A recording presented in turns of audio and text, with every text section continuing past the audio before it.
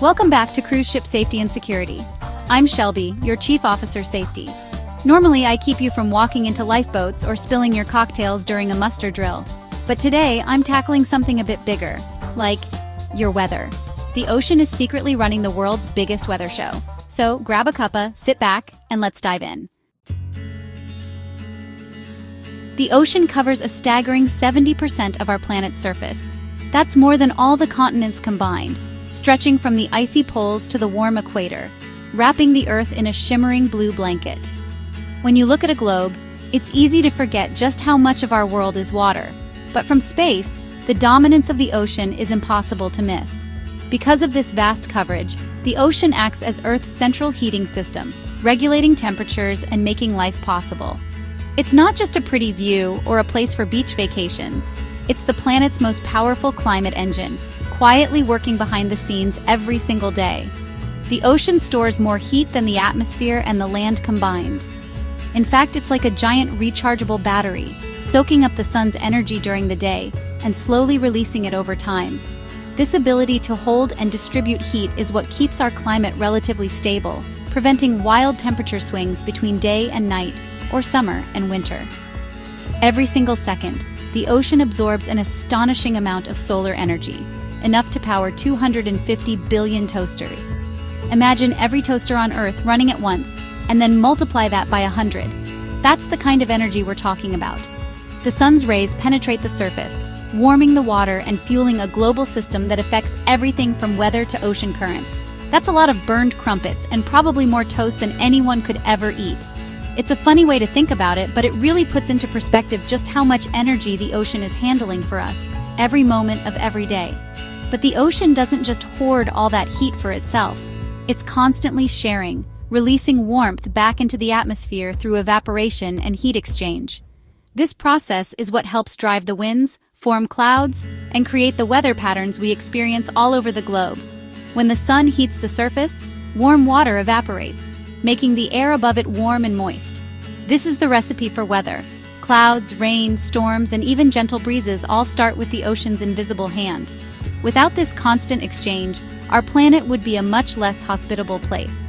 So the next time you're out for a Sunday walk and feel a light drizzle on your face, remember, that gentle rain is brought to you by the ocean, working tirelessly to keep our world in balance. It's not just a backdrop for sunsets or a place to swim. It's the source of the weather that shapes our daily lives. And if your barbecue gets interrupted by a sudden hailstorm, you can thank the sea for that dramatic twist. From calm days to wild storms, the ocean is the ultimate weather maker, connecting every corner of the planet through its endless cycle of heat and water. Ocean currents are like massive conveyor belts, redistributing heat across the planet. The Gulf Stream, for example, drags warm Caribbean water all the way to Europe. Without it, Britain would have Canadian-style winters, snow shovels, frozen pipes, and no trains running because of the wrong type of snow. Currents don't just keep Europe cozy. They shape monsoons in Asia, deserts in Africa, and even keep the Amazon rainforest alive by recycling moisture. Basically, the sea is the sneaky puppeteer of global climate, and we're just dancing along. El Niño and La Niña are like the ocean's mood swings.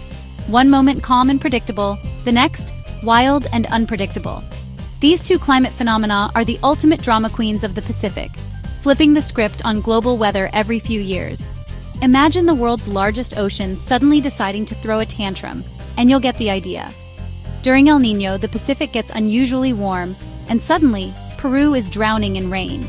The warm water shifts eastward, dragging storms along for the ride. Coastal towns brace for floods, and rivers overflow their banks. It's not just a little extra drizzle. It's a deluge that can turn streets into rivers and fields into lakes. Meanwhile, on the other side of the ocean, Australia is setting new barbecue fire records. The land down under gets hit with scorching heat and bone-dry conditions. Wildfires rage, water reservoirs shrink, and farmers watch their crops wither. It's a recipe for disaster, and it all starts with a shift in ocean temperatures thousands of miles away. In La Niña, it flips and the chaos moves elsewhere. Now, the Pacific cools down and the weather patterns reverse. Australia gets drenched with rain, while Peru dries out. Storm tracks shift, and the world's weather map gets a total makeover. It's like the ocean is playing a game of climate ping pong, and everyone's invited. Fun fact, scientists once called El Niño the Christ child because it often shows up around Christmas. Peruvian fishermen noticed the ocean warming and the fish disappearing just as families were preparing for the holidays. It was a mysterious visitor, arriving with gifts nobody wanted: storms, floods, and empty nets. Nice gift, right? Merry Christmas! Here's a global weather disaster. Imagine unwrapping presents while the rain pours down, streets flood, and the power flickers. For many, El Niño is a holiday guest that overstays its welcome, leaving chaos in its wake. And the impacts aren't small. El Niño and La Niña can trigger everything from devastating floods and landslides to crippling droughts and wildfires. They can turn quiet towns into disaster zones and force entire communities to rebuild from scratch. El Niño can shift hurricanes, disrupt fishing industries, and leave fishermen stranded on shore as their livelihoods vanish. The ocean's mood swings ripple out, affecting food supplies, jobs, and even the price of your favorite seafood dinner. And it doesn't stop there. El Niño and La Niña can even mess with jet streams thousands of miles away, changing the course of storms and altering weather patterns across entire continents. What starts in the Pacific can end up affecting weather in North America, Asia, and beyond. The last big one cost the world economy over $5 trillion. That's more than the GDP of most countries, all thanks to a moody ocean. Crops failed, cities flooded, and insurance companies scrambled to keep up with the damage. That's a lot of canceled cruise excursions, and a reminder that when the Pacific gets emotional, the whole world feels it. Hurricanes, cyclones, typhoons, same beast, different postcode.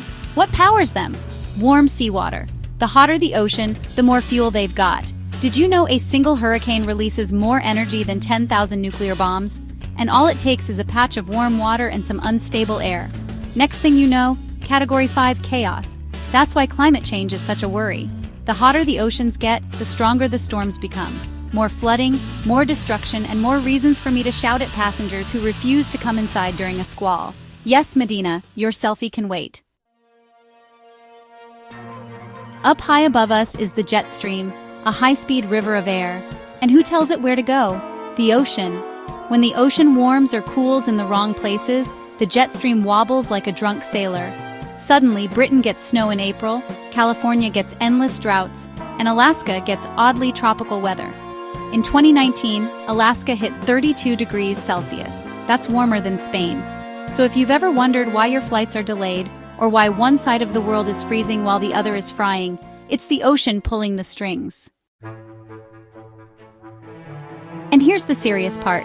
When we talk about climate change, it's easy to think of it as something distant, something that might happen far in the future or only in faraway places.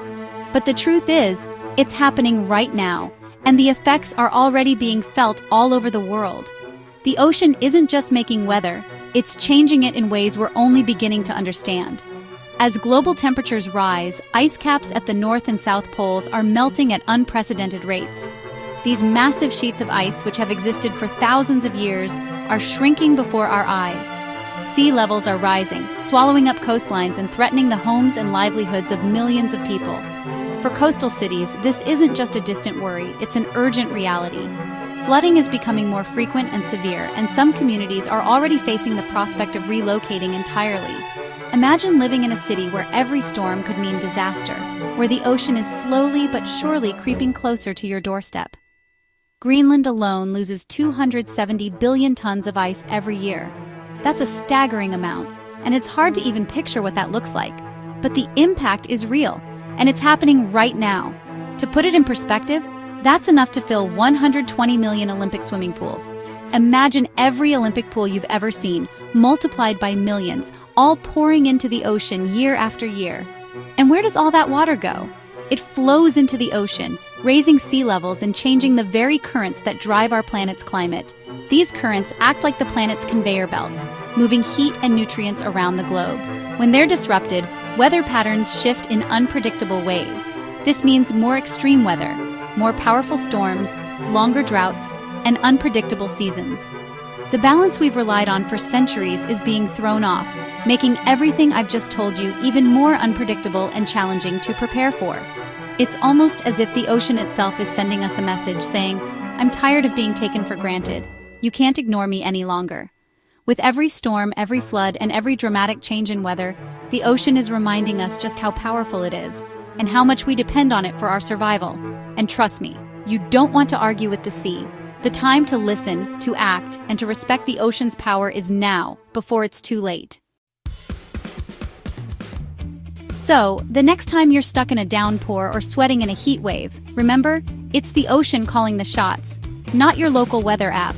If you enjoyed this dive into how the sea controls your skies, hit that like button, subscribe for more cruise officer science, and share this with a mate who always complains about the rain. I'm Shelby, your Chief Officer Safety, reminding you, respect the sea, because it controls your weather, your climate, and yes, even your holiday plans. See you next time.